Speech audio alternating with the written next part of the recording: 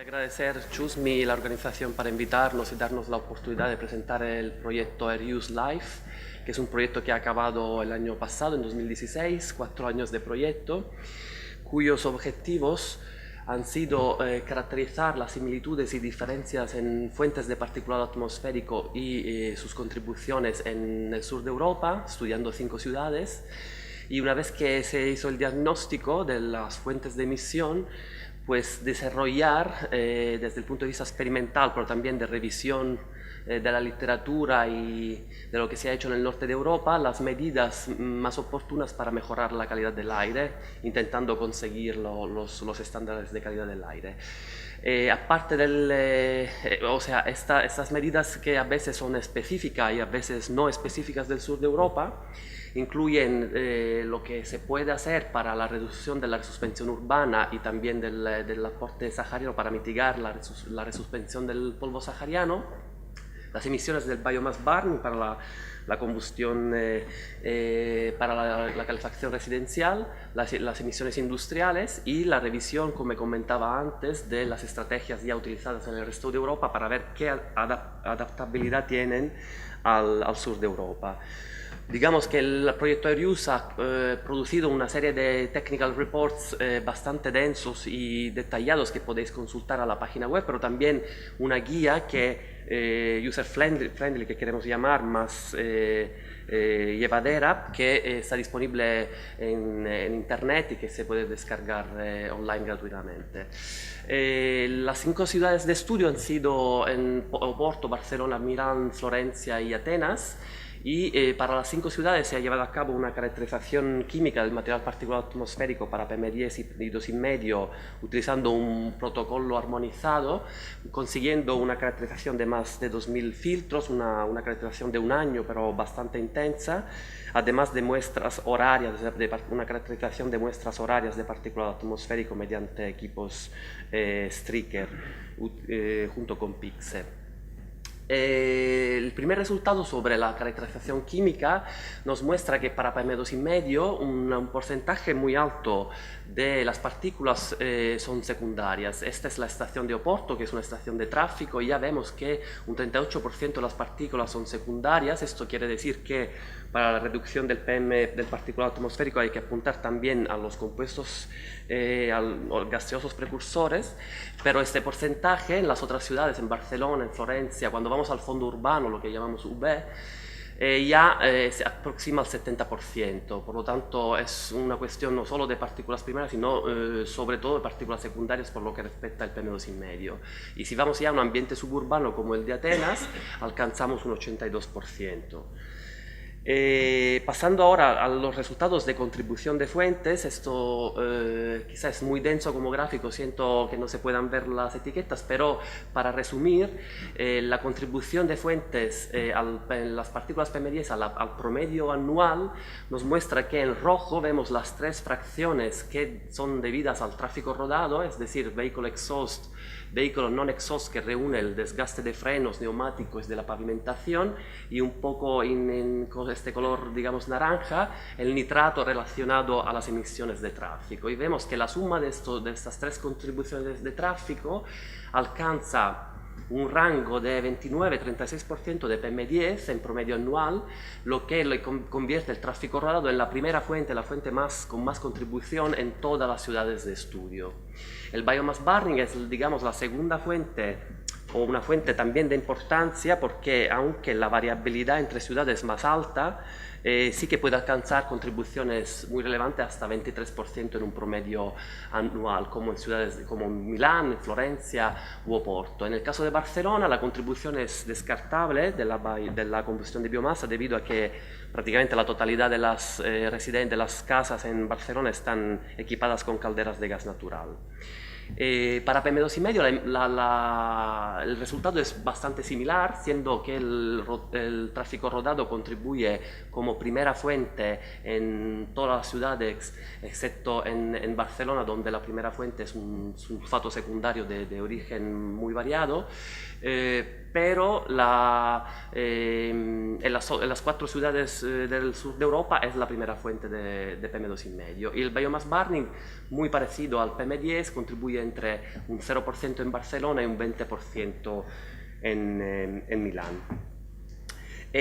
También la contribución de fuente se puede mirar desde el punto de vista de los episodios de contaminación, siendo que las contribuciones pueden ser distintas durante los episodios, pero resulta que no es el caso, es decir, las fuentes siguen más importantes, es decir, road traffic y biomass burning siguen siendo las fuentes más importantes, incluso aumentan su contribución durante los episodios, y sobre todo para biomass burning, en el caso de Milán, Porto y Florencia, puede subir hasta un 35%, y para PM2,5 más o menos el mismo resultado. En el caso de Atenas, las operaciones son casi del todo atribuibles a episodios africanos, dado que en el este de Europa, del sur de Europa, la contribución del polvo sahariano es más importante que en el oeste. Una vez hecho el diagnóstico, el proyecto ERIUS ha querido diseñar un cronograma estratégico que queremos llamar sobre medidas de mejora o planes de mejora de calidad del aire, sobre todo enfocadas al tráfico rodado, dado que es la fuente más importante. Esta estrategia cronológica empieza por una medida en el punto cero, la medida transversal, que consiste en que los planes de calidad del aire deben ser desarrollados a un nivel metropolitano, dado que la contaminación es algo que no es in situ solo de la ciudad, sino que debe ser abarcada en un discurso más interurbano. Y la primera medida es la mejora del transporte público. Es la medida número 1 porque es la alternativa que debe ser ofrecida al usuario, al motorista, al usuario que utiliza el transporte motorizado como alternativa válida, eficiente, económica y confortable. La medida número 2, en orden cronológico, es la reducción del número de vehículos, del número total de vehículos, y ya veremos la razón de esta reducción independientemente del grado de contaminación, del grado de emisión de los vehículos. La tercera medida sería la renovación de la flota, la mejora de la flota circulante mediante zonas de bajas emisiones o impuestos o varios tipos de impuestos. Y la cuarta medida afecta lo que sería la distribución de mercaderías urbanas y los taxis. Por último, bueno, el quinto punto sería dar prioridad más a espacios peatonales y espacios verdes, dado que se ha demostrado con estudios recientes que cuanto más espacios verdes, menos contaminación, no tanto por el efecto de filtración, cuanto más porque se quita espacio destinado a la calzada, al tráfico de vehículos, y medidas accesorias o adicionales en el número 6 y 7, que son medidas ya de remediación, como pueden ser el lavado, el baldeo de las calzadas para reducir la resuspensión, el utilizo de productos fotocatalíticos. La primera medida, por lo tanto, es la reducción del número de vehículos circulantes. La razón de esto es, como todos sabemos, el hecho que las emisiones reales en circuitos típicamente urbanos para el dióxido de nitrógeno, para los óxidos de nitrógeno, están muy por encima de lo que son los estándares de emisión.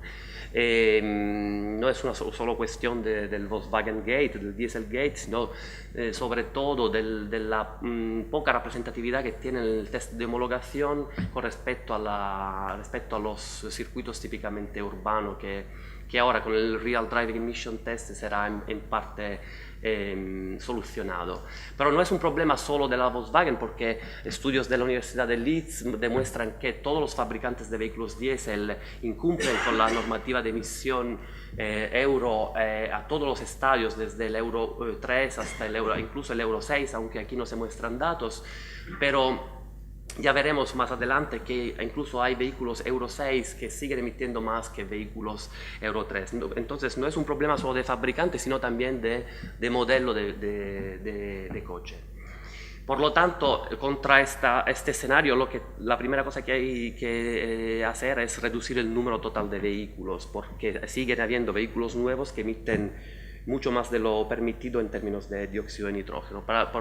lo que respecta a partículas en suspensión, la situación es mucho mejor porque sí que se cumple la normativa. La segunda medida ya sería, con respecto siempre a la reducción del número de vehículos, hay también que aplicar peajes de congestion charge, como el ejemplo de Londres o de Estocolmo, que es quizá el ejemplo de más éxito en el sentido que es aplicando en el 2006 una prueba piloto de congestion charge, de peaje urbano en los puntos que aparecen aquí en el mapa. Se consiguió que la población tomó conciencia del problema de calidad del aire, y cuando se hizo el referéndum a cabo de 6 meses sobre la implementación permanente o no del congestion charge, la reacción fue positiva y se decidió implementar a partir de 2007 el peaje de forma permanente, y esto resultó en una reducción del acceso al centro de la ciudad del número total de vehículos a pesar del incremento de la población en estos últimos 10 años. Con respecto al aparcamiento, hay también casos de éxito como el caso de Barcelona, donde se ha demostrado que al aumentar el número de plazas, al reducir el número de plazas libres sin pago en el centro, se consigue reducir la concentración de black carbon. Por lo tanto, mayores restricciones en el aparcamiento del centro urbano permiten reducir las concentraciones de carbono negro, y claramente el ejemplo de Madrid, el protocolo para episodios de contaminación, sobre todo el escenario 2, que ya contempla la reducción de aparcamiento en la zona del centro.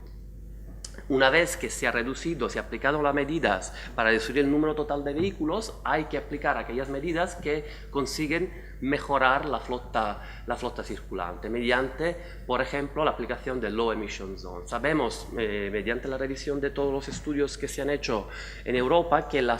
Low Emission Zone es positiva para las partículas en suspensión, sobre todo para el carbono negro, pero resulta ineficaz para el dióxido de nitrógeno, por el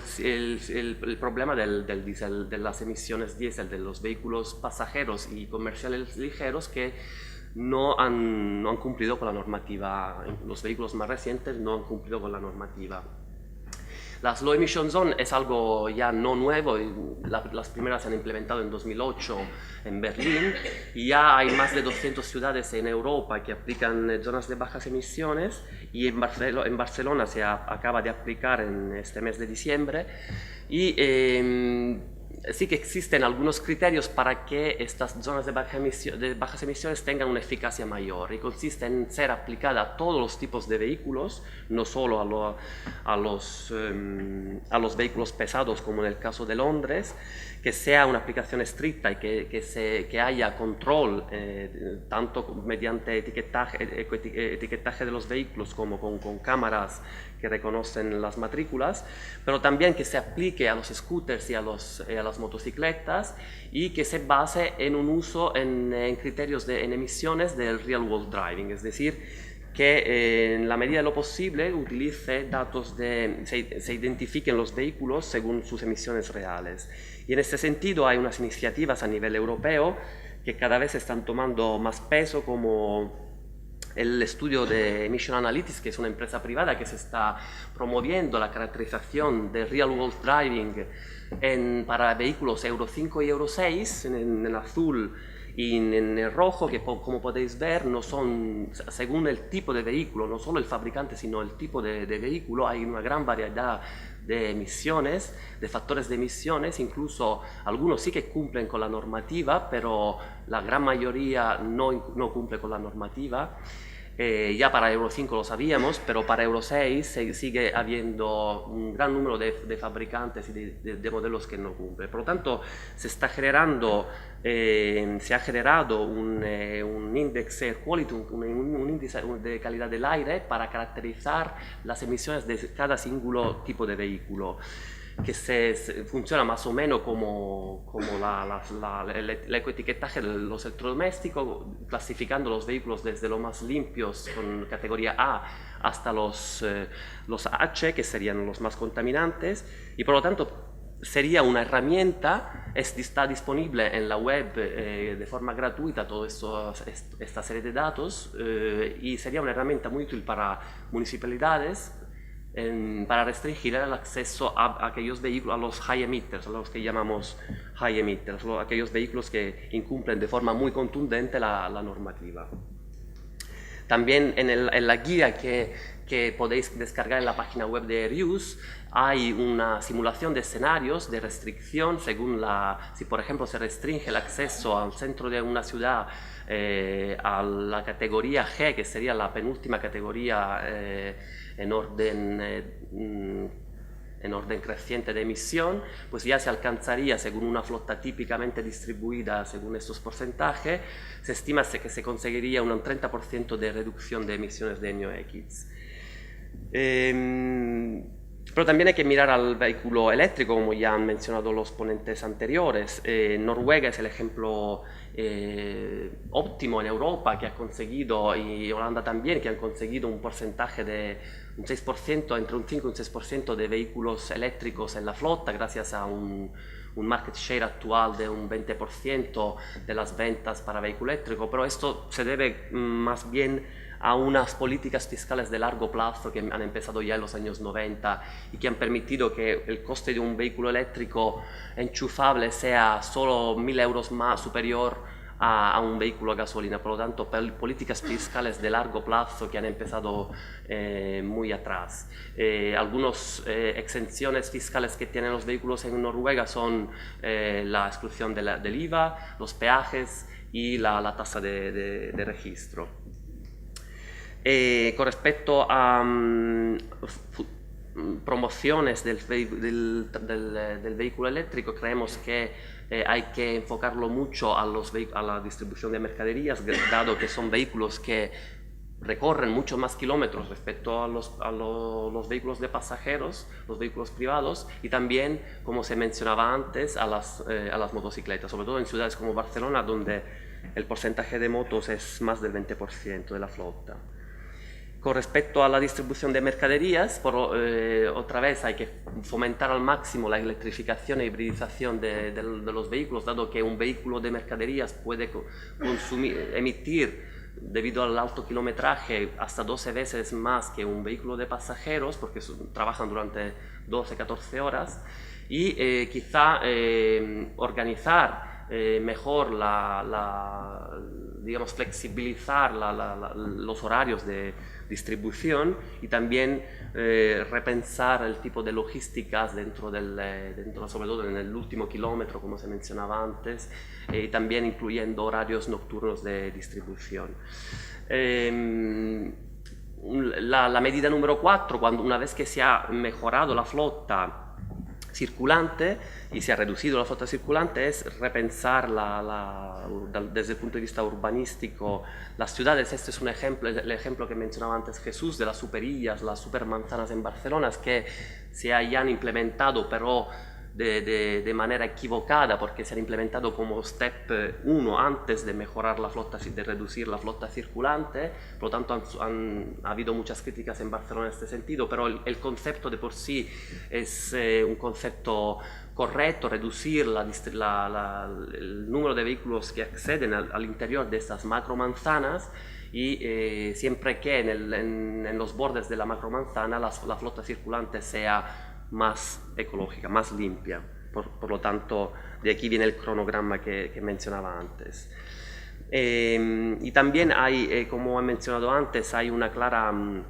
asociación entre el valor de Black Carbon alrededor de las escuelas. Este es el proyecto BRIEF, que ya se ha mencionado ayer,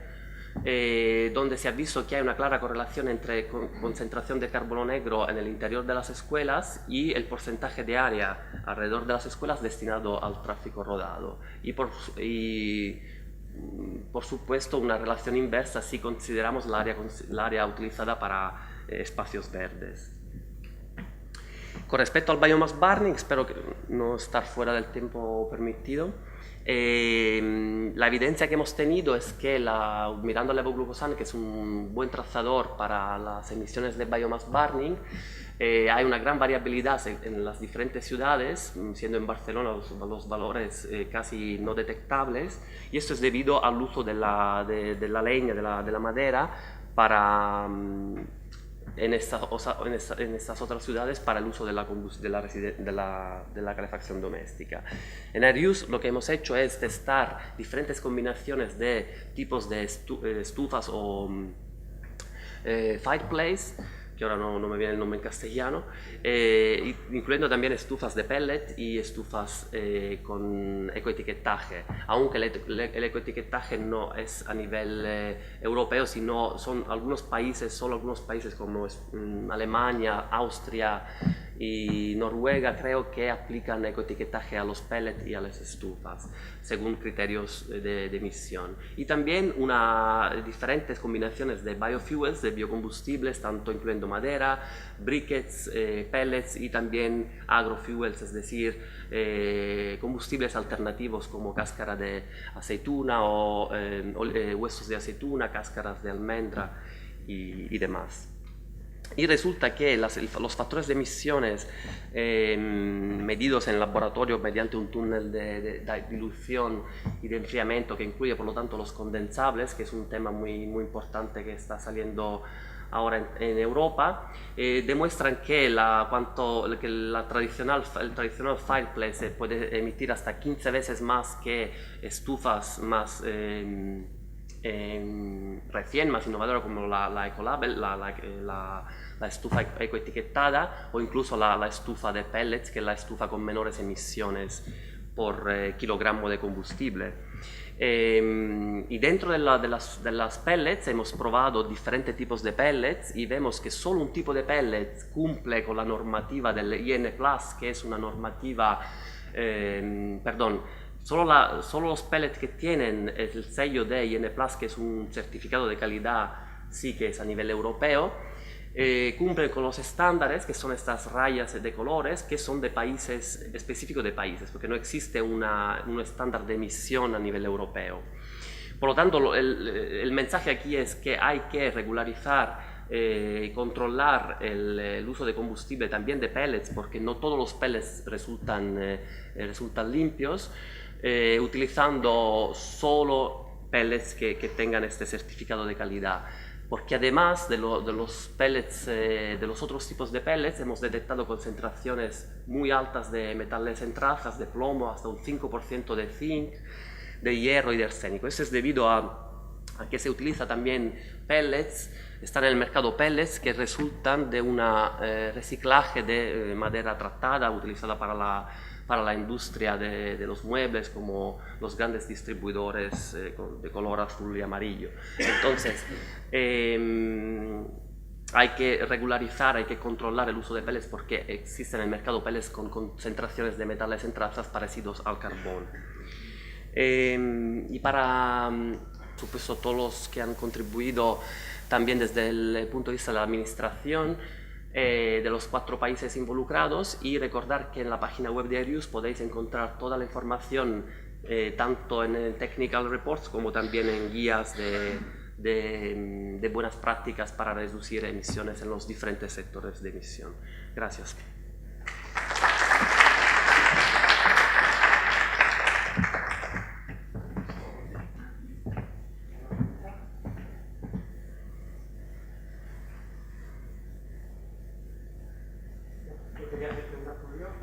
En Navarra tenemos una superficie forestal bastante grande y en los últimos años el gobierno de Navarra está intentando incrementar el uso de la madera como combustible y claro, viendo estos datos, ¿qué contribución opinas que puede suponer en términos cuantitativos el uso de este tipo de...? Bueno, la cuestión es, se puede quemar biocombustible, pero hay que saber quemar biocombustible. Entonces, si se trata de una combustión residencial, lo que es necesario hacer es que tanto las estufas sean posiblemente de la más innovadora, la más reciente, las que tienen ecoetiqueta.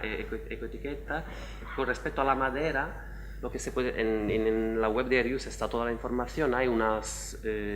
consejos de buenas prácticas sobre el estado de humedad que debería tener la madera y también la manera de encender el fuego. Hay, se llaman bottom-up o top-down, manera de inyectar el fuego para reducir emisiones, pero lo más importante es que el tipo de estufa afecta muchísimo el tipo de emisión, como hemos visto puede haber un orden de magnitud de diferencia.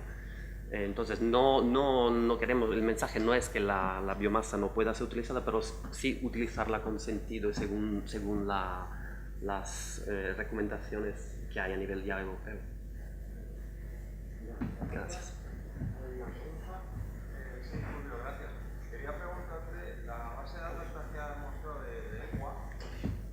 si os habéis parado a mirar, ¿qué tal casa con la pegatina de la DGT? Bueno, no todas las swap se basan en pegatinas. Hay algunas swap que se basan simplemente en el tipo de vehículo según el motor. En Italia, por ejemplo, la swap en Milán, el reconocimiento, o sea, la swap se basa en el tipo de euro, sin ecoetiquetaje, y el control se hace mediante cámaras instaladas en puntos estratégicos. El ecoetiquetaje está sobre todo implementado en Alemania. Me refiero a la base de datos esta del Mission Analytics. Ah, sí. Si habéis mirado si sus rangos de AH se parecen razonablemente a las etiquetas al esquema que adoptó la DGT en España. No se corresponde porque como puedes ver, si la etiqueta de la DGT clasificaría todos esos vehículos o la mayoría de ellos con una misma etiqueta B, porque son diésel, coches de diésel vendidos en el último año, pues en el caso del Equa Index, pues alcanzarían etiquetas desde la A hasta la H, porque como ves, las etiquetas A serían estas y la H serían estas. Ahora no sé exactamente cuál sería el umbral mínimo, pero se trata justamente de discriminar independientemente del tipo de euro, de la ancianidad del coche, los que emiten más de los que emiten menos. Por lo tanto, es una información más que está disponible de forma gratuita. El problema es que este proyecto no ha tenido toda la financiación que se proponía, por lo tanto el número de coches que están disponibles, que están caracterizados son alrededor de 1.600, mientras que harían falta 10.000 test, y por lo tanto se está buscando financiación a nivel europeo para para caracterizar toda la flota de vehículos en el mercado europeo. Pero ayuntamientos como París y Londres ya se han comprometido en que aplicarán este index EQUA en el futuro para los emission zone.